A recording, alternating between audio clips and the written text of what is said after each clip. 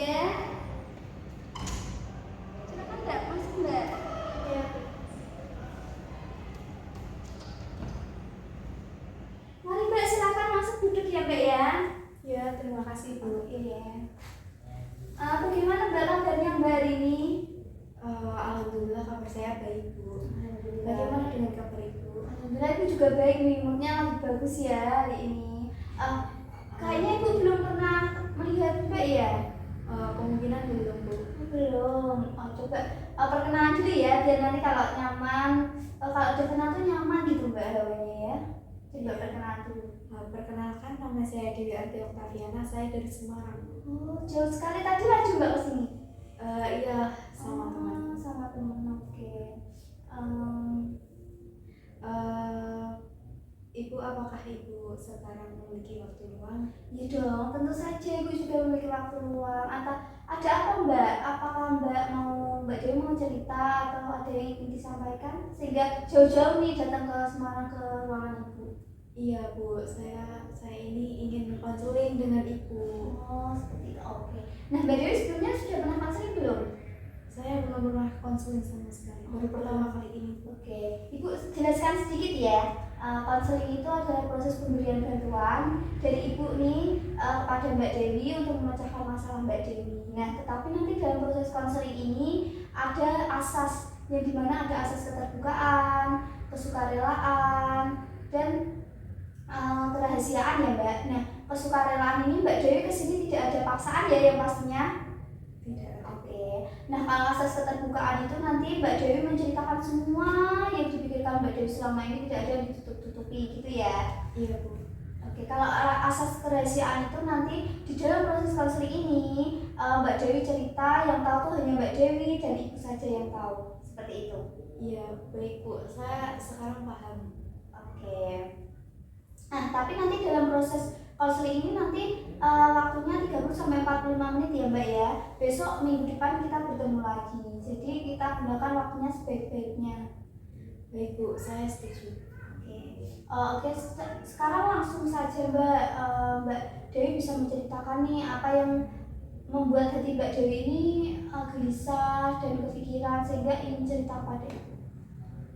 Begini Bu, saya ini memiliki kelainan kepuasan pada hawa nafsu saya Bu. Maksudnya bagaimana Mbak?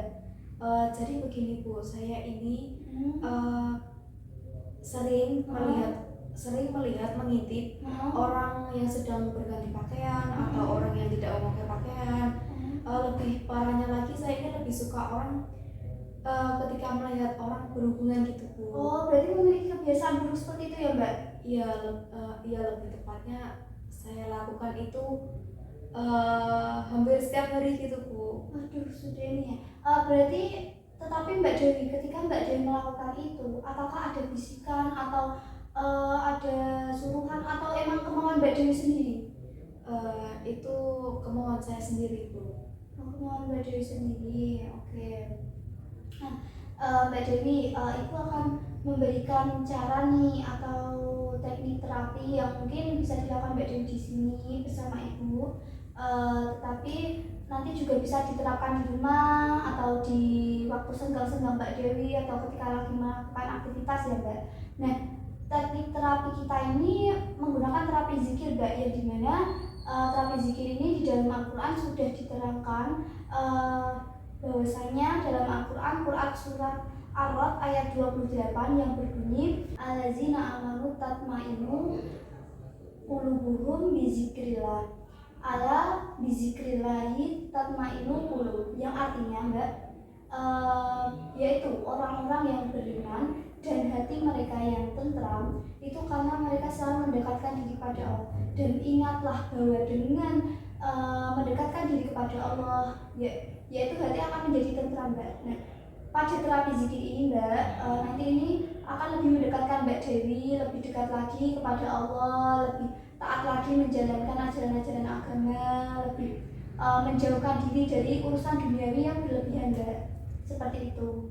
Iya Bu, saya paham. Oke. Nah, sekarang nih Mbak Dewi Ibu akan tanya, kalau di terapi zikir ini kan ada beberapa macam Mbak. ada terapi zikir lisan, ada zikir kolbu, ada amal perbuatan. Nah, semisal ibu meminta Mbak Dewi menggunakan terapi zikir, nah Mbak Dewi mau menggunakan terapi zikir yang apa? Saya mau menggunakan terapi zikir lisan saja, Bu. Oke, terapi zikir lisan. Nah, kalau terapi zikir lisan yang Mbak Dewi ketahui, itu yang bagaimana? Lafalnya ada yang Mbak Dewi ketahui nggak? Coba dilafalkan, Mbak. Yang hanya saya ketahui yaitu dengan beristighfar. Oke, coba Mbak Dewi.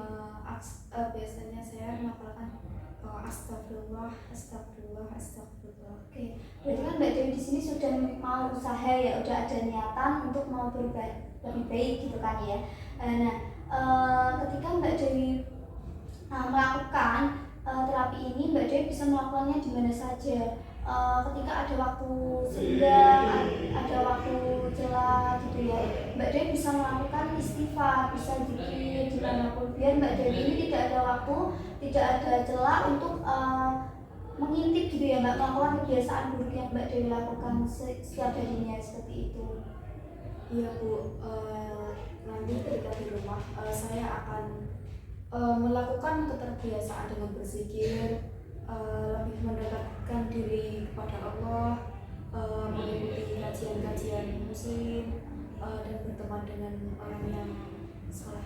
Oke, Mbak Dewi, tapi ketika Mbak Dewi pernah nggak sih berniatan untuk, kan mau berubah nih, udah niat ya, apakah ada hambatan yang mungkin membuat Mbak Dewi ini ragu untuk maju berubah? Ada Bu. Apa Mbak Dewi?